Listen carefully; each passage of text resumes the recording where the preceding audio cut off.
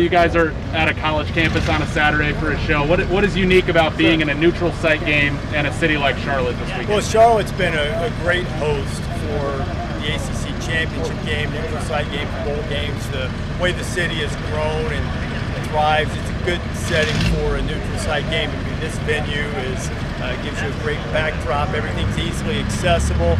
You know, you miss some of the energy and the vibe of not being on a campus, and that is the DNA of the show.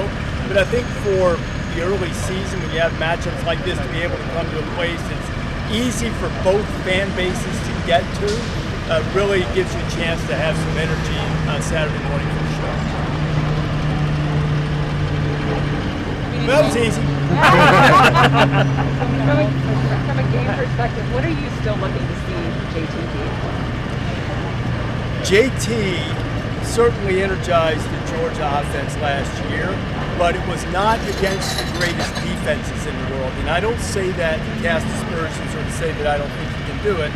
We just haven't seen him against the level of defense that he is going to see tomorrow night.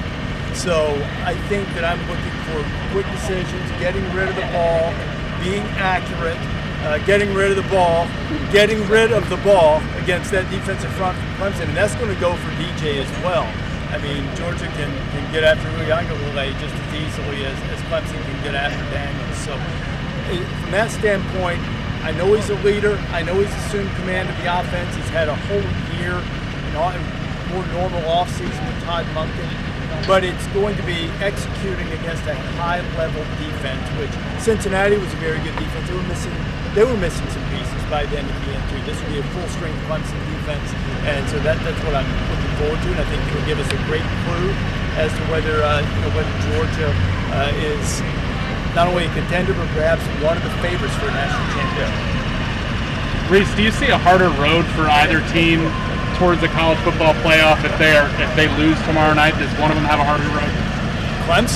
Clemson doesn't have another team on its schedule prior to the ACC championship game that's ranked. In fact, on their schedule right now, if you look at our FPI, Football Power Index, the toughest game is Pittsburgh.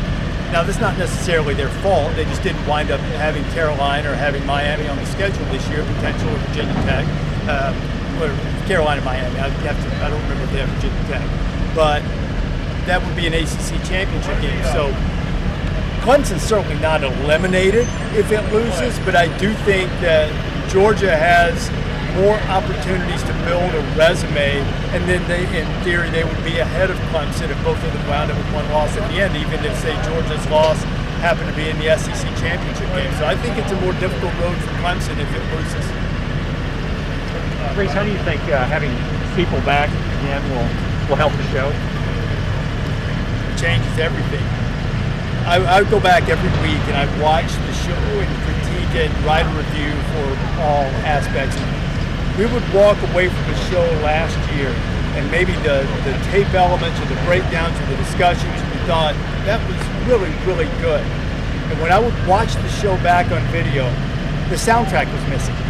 The buzz, the energy that comes from having fans there wasn't there. And the same thing is true when you were watching games last year. So I think the energy and the atmosphere that is such an integral part of college football will make certainly the game experience better, and is going to make our show better. I'm really anxious and hope we have a big crowd here on Saturday morning. Safely, obviously, but we're outside, so that's good. Yeah.